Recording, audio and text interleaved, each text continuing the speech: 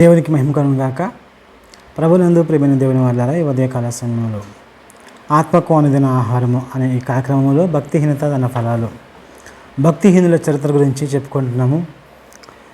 ఈ భక్తిహీన చరిత్ర చాలా పెద్దది. దేవుడు చాలా విషయాలు భక్తిహీనత గురించి వ్రాయించాడు. భక్తి లేని తనం భక్తిహీనత, భక్తి సరిగ్గా చేయలేని తనం భక్తిహీనత, దేవుడు చెప్పిన మాట ప్రకారం జీవించకపోవడం భక్తిహీనత, దేవుడు రాయించిన ఆజ్ఞ ప్రకారంగా జీవించకపోవడం భక్తిహీనత, దేవుడు ఏం కోరుకుంటున్నాడో ఆ కోరికను నెరవేర్చకుండా తన ఇష్టాన్ని నెరవేర్చుకుంటూ జీవించటం భక్తిహీనత. ఇలాంటి భక్తిహీనత కలిగి అనేక చోట్ల మనమే నాశనంకి వెళ్ళిపోతున్నాం. మనమే నాశనాన్ని కొని తెచ్చుకుంటున్నాం. మన సంగతి గుర్తుంచుకోవాలి. పిల్లరా, దేవుడు ఈ భూమి మీద ప్రతి మనిషిని కూడా పెట్టి మంచిగా బ్రతకమని చెప్పి, సన్మార్గంలో జీవించమని చెప్పి ఎన్నో మాటలు రాయించాడు. ఈరోజు సామెతగా భక్తిహీనులు జీవితాలు మారిపోయాయి అంటే కారణం భక్తిహీనతే. ఎందుకు వారి జీవితాలను చరిత్రలుగా దేవుడు బైబిల్లో రాయించి మనకు చూపిస్తున్నాడు అని అంటే మనం అలా మారకూడదని, మనం అలా జీవించకూడదు అని. దేవుడు ఏమంటున్నాడో ఒక్కసారి బైబిల్లోకి వెళ్ళిపోయి చూద్దాం, ప్రార్థన చేసుకుందాం. తండ్రి దేవా, నీకు వందనాలు. మహిమ ఘనత ప్రభావాలు మీకు చెల్లిస్తూ ఉన్నాం. ఈ ఉదయకాల సమయంలో మీరు మాతో మాట్లాడండి. మీ మాటలు మాకు తెలియజేయండి. మమ్మల్ని స్వస్థపరచండి, బాగు చేయండి. సంఘాన్ని స్వస్థపరచండి, ఆత్మను స్వస్థపరచండి, హృదయాన్ని స్వస్థపరచమని ప్రార్థన చేస్తూ ఉన్నాం. మీ మాటలు మా మేలుకొలుపుకే వ్రాయించారు. ఇది విన్నా మేము మేలుకొని తండ్రి సన్మార్గంలో నడుచుకునే భాగ్యం మాకు దయచేయమని, ఎందరైతే మాటలు వింటుందో వారందరినీ కూడా స్వస్థపరచమని చెబుతున్న నాకు సమయోచితమైన జ్ఞానం దయచేయమని తండ్రి మీరే మహిమ పొందుకోమని క్రీస్తు వారి నామంలో ప్రార్థన చేస్తున్నాను మా పరమ తండ్రి. ఆమేన్. ఎస్, ప్రభునందు ప్రియమైన దేవుని వల్ల ఆత్మ కొనేదైన ఆహారం, ఇది మన జీవితాలకు మీరు కులుపుగా ఈ కార్యక్రమాన్ని చేపట్టడం జరిగింది. వినండి, వీక్షించండి, ఆలోచించండి, సత్యాన్ని గ్రహించండి, నిత్య జీవానికి వారసులుగా మారండి. ఈ సమయంలో భక్తిహీనత దాని ఫలాల గురించి, భక్తిహీనత కలిగి ఉంటే దాని పర్యవసానం ఏంటి, భక్తిహీనత కలిగి ఉంటే దాని ఫలం ఏంటి, దాని రిజల్ట్ ఏంటి, భక్తిహీనుడిగా మనం జీవిస్తే దాని రిజల్ట్ ఏంటో బైబిల్లో మనం నేర్చుకుంటున్నాం. ఎన్నో రిజల్ట్స్ మనం చూస్తాము. ఈరోజు భక్తిహీనత కలిగి ఉంటే మనకు కలిగే రిజల్ట్, ఫలితం ఏంటో ఒక మాటను బైబిల్లోంచి మనం చూద్దాం. యోబు గ్రంథము 27వ అధ్యాయము 8వ వచనములో దేవుడు వాని కొట్టివేయినప్పుడు, వాని ప్రాణము తీసివేయినప్పుడు భక్తిహీనునికి ఆధారమేది? భక్తిహీనునికి ఆధారమేది? వాని ప్రాణాన్ని తీసేసినప్పుడు, దేవుడు ప్రాణాన్ని తీసేస్తాను అంటున్నాడు, వానిని కొట్టివేస్తాను అని అంటున్నాడు. కొట్టివేస్తాను. భక్తిహీనత అనేది దేవునికి ఇష్టం లేని పని. భక్తిహీనత అనేది దేవుడు కోరుకునేది కాదు. అలాంటి భక్తిహీనుడిగా మనం ఈ భూమి మీద బ్రతికితే, సంఘానికి వెళుతూ క్రైస్తవ్యాన్ని స్వీకరిస్తూ క్రీస్తు మార్గంలో ఉన్నామని చెప్పుకుంటూ పండగల్లో పబ్బాల్లో పాల్గొంటూ వెళుతున్న వ్యక్తి ఒకవేళ భక్తిహీనుడిగా జీవిస్తే, దేవుడు అంటున్నాడు, వాని నేను కొట్టివేస్తాను. దేవుని సంఘంలో నుంచి వారిని కొట్టివేస్తాను, తీసేస్తాను అంటున్నాడు. తీసేస్తాను. ఎందుకు? సంఘంలో ఉంటే సంఘానికి అవమానం, దేవుల్లో ఉంటూ దేవునికి అవమానం. ఎందుకు? ఈ భక్తిహీనపు క్రియలు చేయటం ద్వారా నీకు అవమానంగా మారిపోయావు. నువ్వు దేవునికి, సంఘానికి అవమానకరంగా మారిపోయావు. నీ వల్ల సంఘము అవమానపరచబడుతుంది. అందుకే దేవుడు నిన్ను కొట్టేస్తాను, నిన్ను కొట్టేస్తాను, నీకు ఇంటూ మార్క్ పెట్టేస్తా. నువ్వు దేవుని సంఘములో ఉండకుండా, దేవుని ప్రజలతో ఉండకుండా ఉండాలని నిన్ను కొట్టివేస్తాను అని అంటున్నాడు. అని అంటే భక్తిహీనునికి ఆధారమేది. పిల్లరా, ఆలోచన చేద్దాం. ఇంకా ముందుకెళ్తున్నప్పుడు ఏమైనా రాయబడి ఉందంటే, వాని ప్రాణము తీసివేయనప్పుడు భక్తిహీనునికి ఆధారమేది. దేవుడు భక్తిహీన యొక్క ప్రాణాన్ని తీసేస్తాను అన్నాడు. చూడండి, దేవుడు భక్తిహీనత కలిగి దేవునికి వ్యతిరేకముగా బ్రతికి దేవుడు చెప్పింది చేయకుండా బ్రతికిన ప్రతి భక్తిహీనుడిని దేవుడు ఏమంటున్నాడంటే, వాని ప్రాణాన్ని తీసేస్తాను, వాని దీపాన్ని ఆర్పేస్తాను.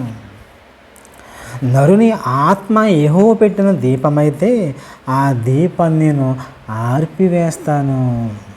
చూసారా, ఏ దేవుడైతే ఈ భూమి మీద బ్రతకమని నీకు జీవితాన్ని, పండంటి జీవితాన్ని నీకిస్తే, నాకిస్తే, మనకిస్తే, ఆ పండంటి జీవితములో పనికి మాలిన కార్యక్రమాలు చేసుకుంటూ పోతూ ఉంటుంటే దేవుడు చూసి ఎలా సహిస్తాడో, ఎంతకాలం సహించాలి. అందుకే అంటున్నాడు కదా, తీసేస్తాను. వాడిని తీసివేయనప్పుడు వాడికి ఆధారం ఏమిటి? ఏ దేవుడైతే నీకు జీవితాన్ని ప్రసాదించి జీవితాన్ని ఒక వరముగా నీకిస్తే, ఆ వరము నేను భక్తిహీనతకు వినియోగిస్తే నీకు ఆధారం ఏంటి అంటున్నాడు ఆయన. భక్తిహీనుల ప్రాణాన్ని దేవుడు తీసివేస్తాడు. భక్తిహీనుల ప్రాణాన్ని దేవుడు కొట్టివేస్తాడు, సంఘంలో నుంచి వెలివేస్తాడు. నీ దీపస్తంభాన్ని తీసేస్తాడు, నీ నక్షత్రాన్ని తీసేస్తాడు. నీకు వాక్యము లేకుండా చేసి నిన్ను నిత్యాగ్ని గుండా పాలు చేస్తాడు అంటున్నాడు ఆయన. కేవలం నీ భక్తిహీనత వల్ల వచ్చే ప్రయోజనం నీకు, నీ భక్తిహీనత వల్ల నీకు కలిగే రిజల్ట్, నీ భక్తిహీనత అనే పనికి దేవుడిచ్చిన రిజల్ట్ అది.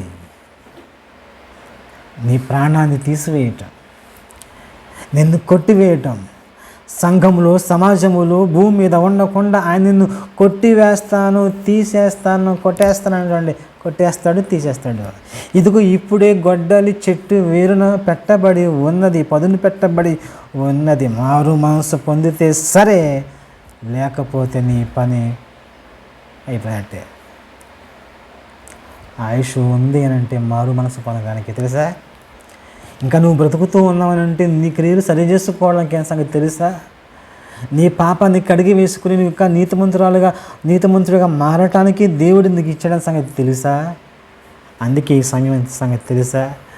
దేవుని పనులతో నువ్వు సరి చేసుకుంటూ సక్రమంగా ఉండాలనే ఉద్దేశంతో దేవుడు నీకు జీవితాన్ని ఇస్తే నువ్వు జీవితాన్నే మార్చేసుకున్నావు.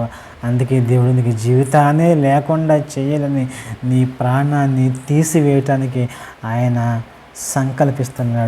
సంకల్పిస్తున్నాడు. అదే మాట మనం చదువుకుంటున్నాం, చూడండి ఒకసారి. దేవుడు వాని కొట్టివేయినప్పుడు, వాని ప్రాణము తీసివేయినప్పుడు భక్తిహీనునికి ఆధారమేది?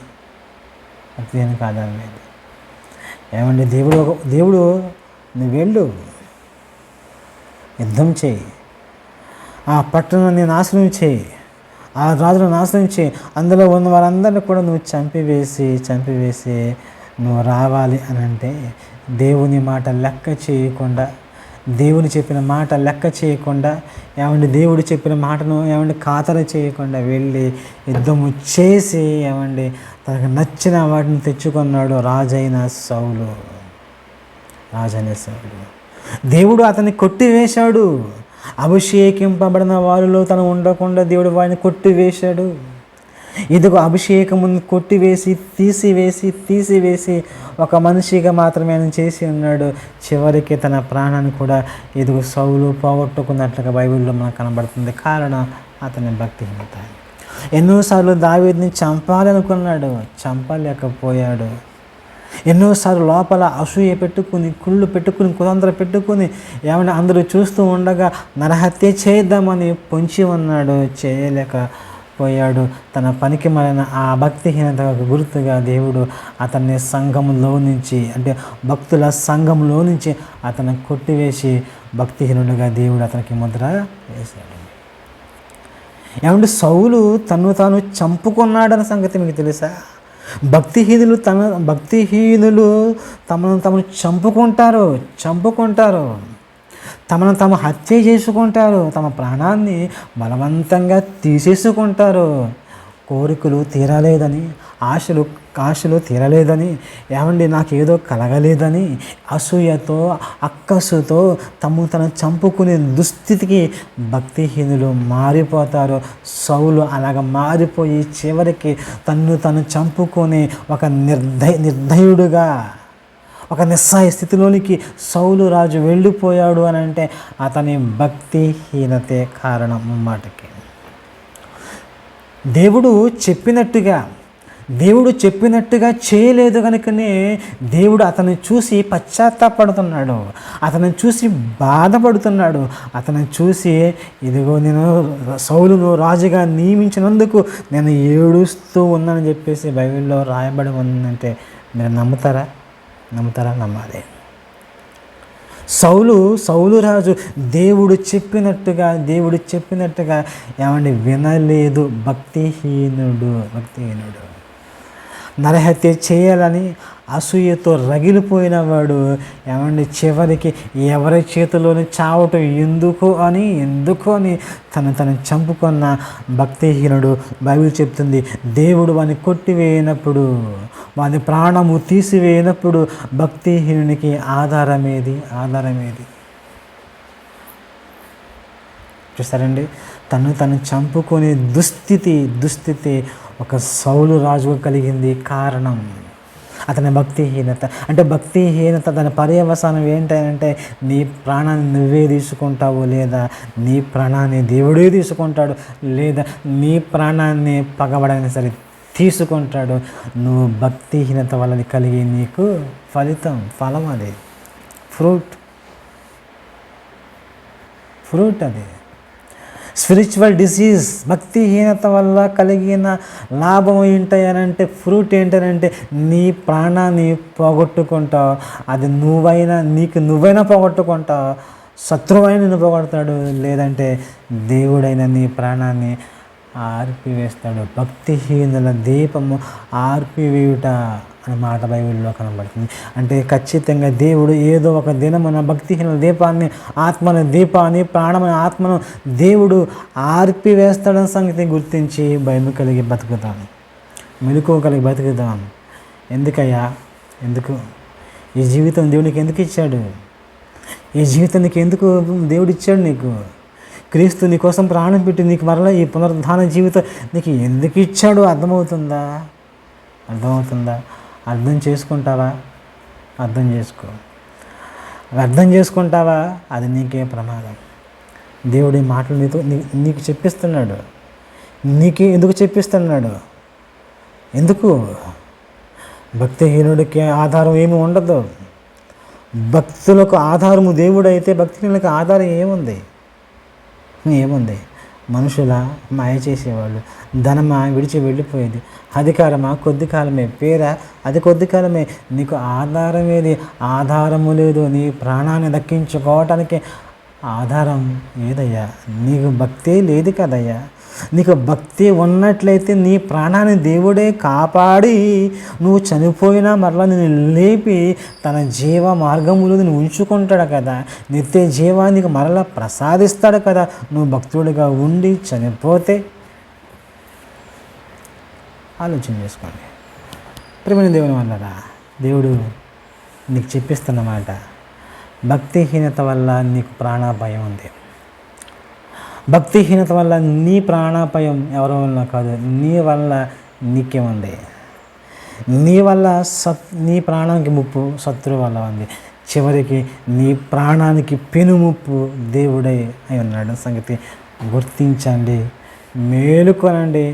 భక్తిహీనతను విడిచిపెట్టండి, లేదంటే సౌలుకు పట్టిన గతే. నిజమే, సౌలుకు పట్టిన గతే మీకు పడుతుంది. జాగ్రత్త, జాగ్రత్త, దేవుడున్నాడు, జాగ్రత్త. దేవుని కోసం జీవించండి, భక్తిహీనతను విడిచిపెట్టండి. అటువంటి గొప్ప భాగ్యం దేవుడు మీకు, మీ కుటుంబానికి దయచేయను గాక. ఆమె ప్రార్థన చేసుకుందాం. తండ్రి దేవ, నీకు వందనాలు. విన్న మాటలు మా జీవితంలో ఫలింపచేయనివ్వండి. ఏ మాటలు చెబుతూ ఉన్నామో, ఏ మాటలు నేర్చుకుంటున్నామో ఆ మాటల ప్రకారం జీవించే భాగ్యం దయచేయండి తండ్రి. భక్తిహీనత ఉంటే ప్రాణం కోల్పోతాం, కొట్టివేయబడతాం అన్న సంగతి మాకు అర్థమవుతుంది. దేవ, మా జీవితంలో ప్రాణాన్ని కోల్పోకుండా కాపాడుకోవడానికి నీ భక్తి చేయగలిగే మనసు మాకు దయచేయండి. ఎందరైతే మాటలు విన్నారో వారందరినీ స్వస్థపరచండి, నీలో ఫలించుటకు సహాయం చేయండి. భక్తిహీనత నుంచి వారిని విడిపించండి తండ్రి. నీకు వందనాలు. అనారోగ్యంగా ఉన్న వారికి ఆరోగ్యాన్ని దయచేయండి తండ్రి. స్వస్థత శీఘ్రముగా కలగజేయండి. తమ జీవితముతో నేను తండ్రి సేవించే భాగ్యం అనుగ్రహింపచేయమని ప్రార్థన చేస్తాను. అందరైతే మాటలు విన్నారో, వినబోతూ ఉన్నారో వారందరికీ నీ యొక్క సహాయము, నీ కాపుదల దయచేసి తండ్రి మీరే మహిమ పొందుకోమని క్రీస్తు యేసు వారి నామంలో ప్రార్థించి అడిగి వేడుకొనుచున్నాను మా పరమ తండ్రి. ఆమె. మన తండ్రి అయిన దేవుని ప్రేమ, కుమారుడైన క్రీస్తు వారి కృప, పరిశుద్ధాత్మ సన్నిధి దేవుని కాపుదల సదాకాలం కలుగును గాక. ఆమె. ప్రభునందు ప్రేమ దేవుని వాళ్ళారా, ఈ మాటలు మీకు ఆత్మీయంగా అనిపిస్తే ఖచ్చితంగా ఈ మాటలను ఫాలో అవ్వండి. దేవుని పనిలో పాలుభాగస్తులుగా మారుతూ అనేకులకి ఈ మాటలని పంచండి. దేవుడు మిమ్మల్ని, మీ కుటుంబాన్ని దీవించును గాక. సెలవు. క్రీస్తులో మరొకసారి కలుసుకుందాం. ధన్యవాదాలు.